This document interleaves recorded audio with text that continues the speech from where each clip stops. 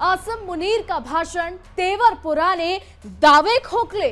मुनीर की चेतावनी या पाकिस्तान की बेचैनी। नमस्कार, इंडिया डेली का डिजिटल प्लेटफॉर्म देख रहे हैं आप। आपके साथ मैं हूं इशिका त्यागी और मैं हूं आपके साथ तान्या त्यागी। आज की सबसे बड़ी खबर पाकिस्तान से आई है, जहां देश के पहले सीडीएफ आसिम मुनीर ने अपने शुरुआती ही भाषण में ऐसा रवैया अपनाया जिसने एक बार फिर दिखा दिया कि पाकिस्तान का नेतृत्व आज भी पुराना, आक्रामक और बेबुनियाद दावों के सहारे ही चलता है।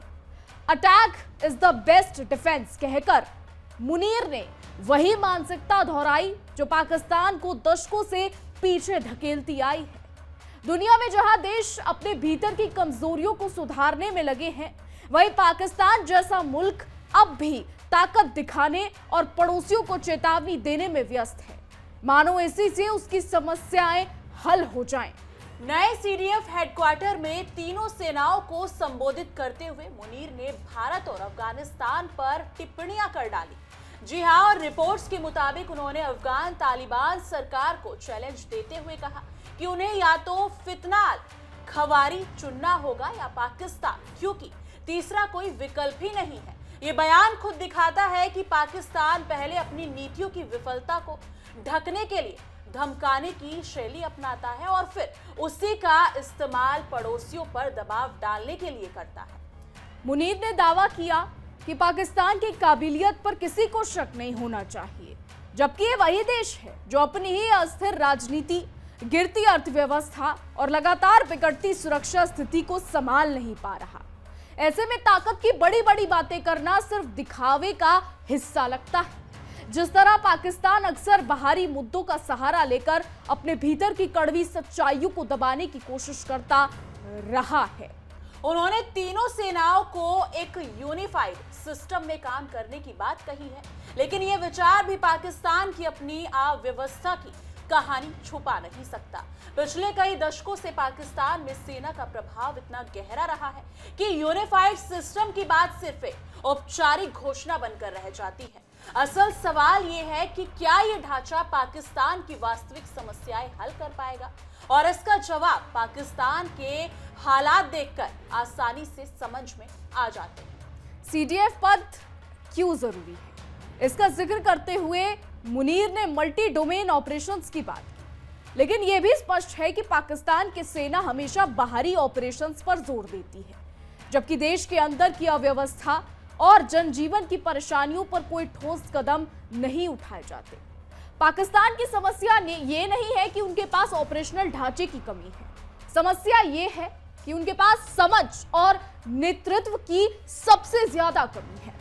मुनीर ने कहा कि नया हेडक्वार्टर एक महत्वपूर्ण कदम है और तीनों सेनाएं अपनी पहचान बनाए रखेंगी, लेकिन पाकिस्तान में पहचान से ज्यादा महत्वपूर्ण हमेशा से सत्ता रही है, और सत्ता पर सेना का प्रभाव किसी से छुपा नहीं है। उनकी ये बात केवल एक औपचारिक बयान की तरह लगती है, जो पाकिस्तान की वास्तविक कार्यशैली से पूरी तरह अलग है। अब इसके अलावा मुनीर ने यह भी कहा कि सेनाओं के आंतरिक मामलों में कोई दखल नहीं होगा, लेकिन पाकिस्तान का राजनीतिक इतिहास बताता है कि वहां सेना ही सबसे बड़ी शक्ति रही है और असल निर्णय वही करती है।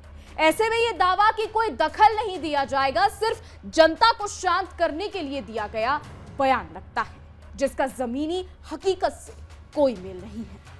मुनीर ने पाकिस्तान को शांति पसंद बताया, लेकिन उसी शांत में उन्होंने ये भी कह दिया कि वो किसी से भी अपनी जमीनी एकता पर समझौता नहीं करेंगे। ये वही विचारधारा भास है जो पाकिस्तान के बयानों और व्यवहार में हमेशा दिखाई देती है। किसी भी देश की शांति की छवि उसके बयानों से नहीं, उसके रवैये से बनती है, और पाकिस्तान का रवैया लगातार तनाव बढ़ाने वाला रहा है।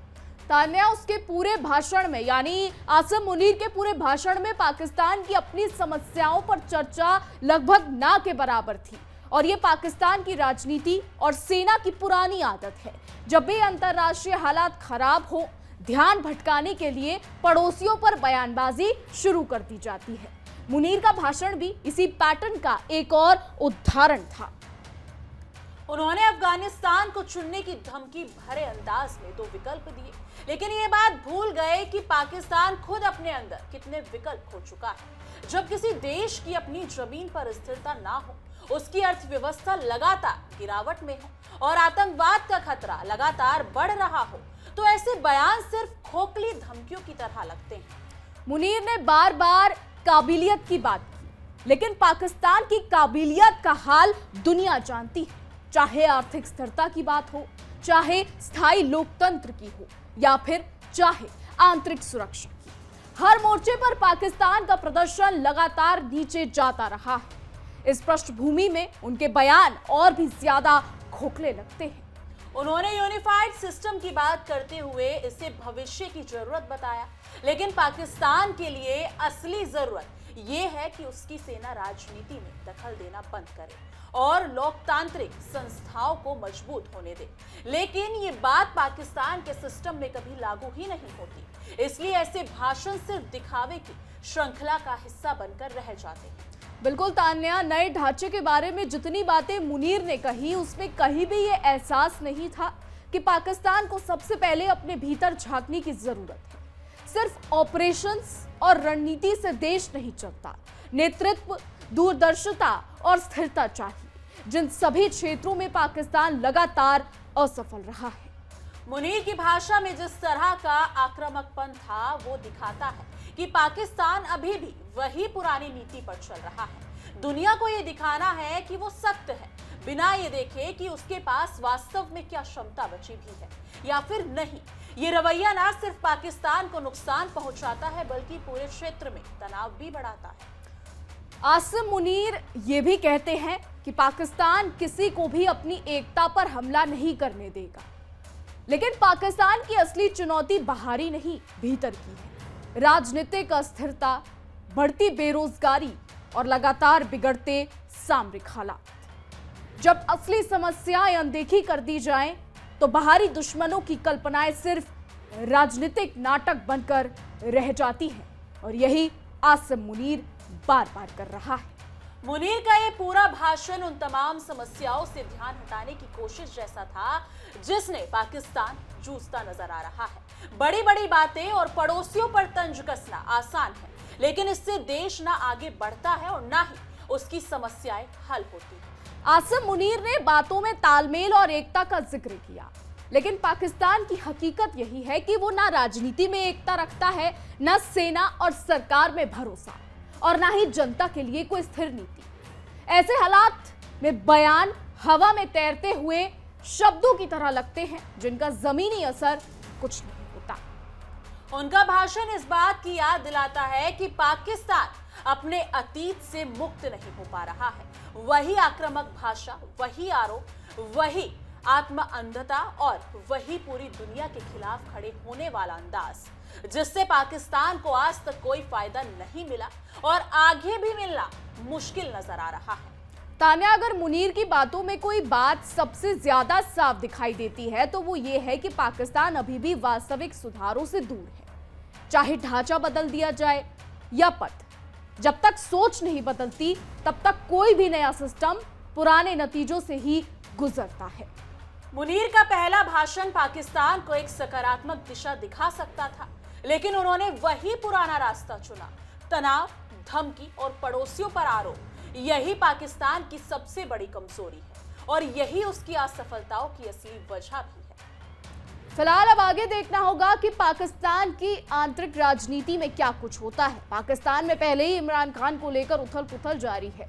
इस बीच आसिम मुनीर का सीडीएफ पद पर आना क्या बड़े फैसले पाकिस्तान में लेकर आता है, क्या बड़ी परेशानियां पाकिस्तान में होंगी, ये आने वाले समय में पता लग जाएगा। फिलहाल हमारी आज की रिपोर्ट में बस इतना ही। आपकी क्या राय है इस पर कमेंट के जरिए जरूर बताइएगा, और ऐसी देश और दुनिया की तमाम बड़ी खबरें जानने के लिए देखते रहिए इंडिया डेली और हमारा खास शो तहकीकात, हर खबर की तह तक।